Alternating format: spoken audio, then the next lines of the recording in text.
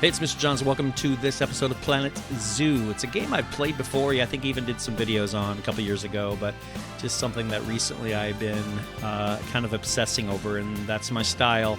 I get into a kick where I am kind of obsessive compulsive over the details of a game until I get bored with it, which is usually a couple weeks.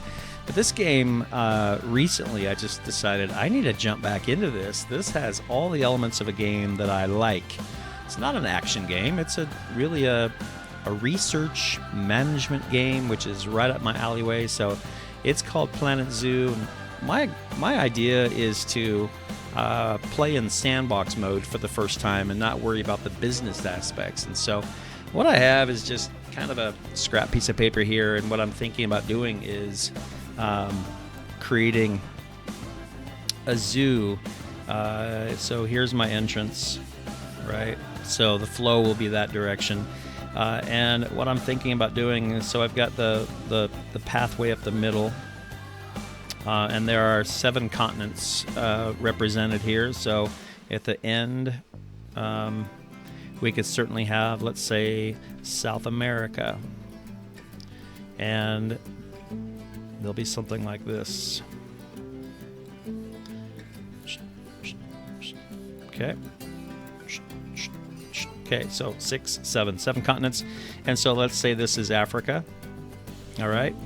We've got Asia, Antarctica, Europe,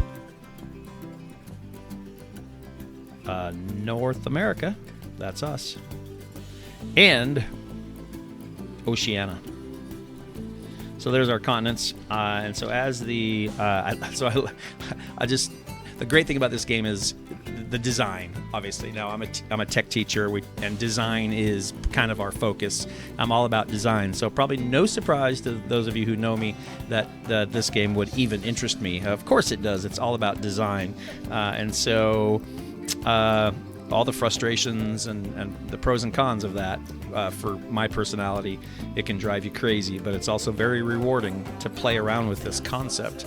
And so basically we have, sorry, that is upside down for you, but basically we have entrance, boop, Africa, Asia, Antarctica, South America, Europe, North America, Oceania. It doesn't matter what order, but the idea would be to have an entrance with like information booth here, restrooms here, and not sure what over here, but then strips of booths.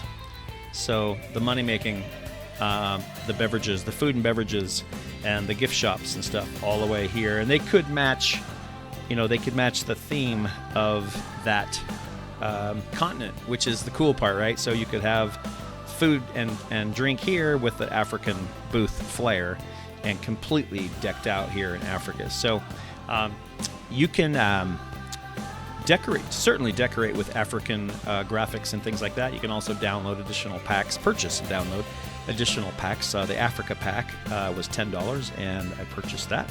And so I've got let's see if I can do it upside down. Tendada, there we go.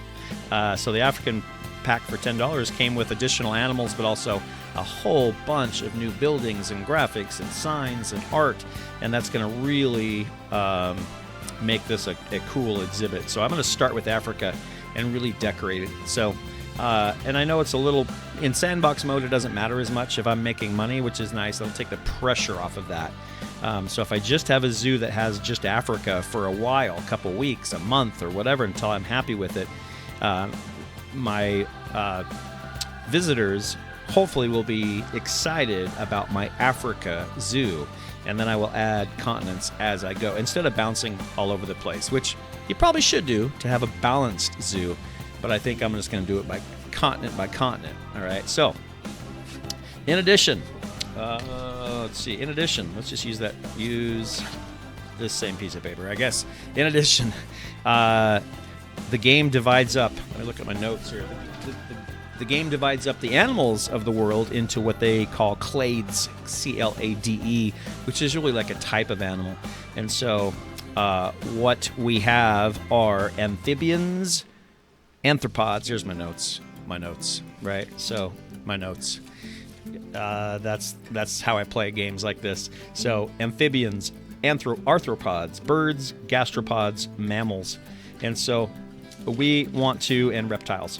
So I knew there was one more on the backside there. So what I want to do is have so this is such a compulsive way to do this. Not compulsive, but this is obsessive way to do this. I want to have at least one example of each of, I'm going to start with that and probably the small ones. So a lot of research involved here, which is so fun. So the Goliath frog that lives in Africa, it is an endangered animal, and you get credit, you get rewarded in this game if you can help the population of these animals, which is part of the education and part of the cool part. So it gives you habitat, temperature, humidity, how big the groups can be, what kind of habitat it needs to have, and things like that. Diet. So super fun. So the Goliath frog will be my amphibian. The sacred scarab beetle will be my arthropod. The African penguin will be my bird. The giant tiger land snail will be my gastropod. The giraffe, which is called the reticulated giraffe, officially, will be my mammal. And my reptile will be the puff adder, the dangerous snake. So I'm going to do that for each of the continents, and then once I have those, one example of each of those clades, I will then expand and then do the bigger animals. The lions, the tigers, etc., the elephants, the rhinos, and kind of build from there. And so that's the plan. That's what my zoo should look like. And what am I going to call it? I'm going to call my zoo.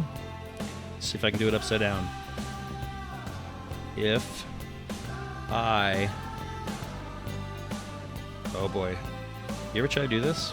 I better do capital. It's a lot easier doing... Is that right? Oh yeah, if I ran. Okay. I'll just do capitals. So much easier. Boop, boop. If I ran... Backwards. I'm going to call my zoo If I Ran the Zoo. That's the name of my zoo. So come back later and see follow my progress. I'll be building this thing, and it's going to be awesome. So I'll catch you next time. For now, Mr. Johns is out.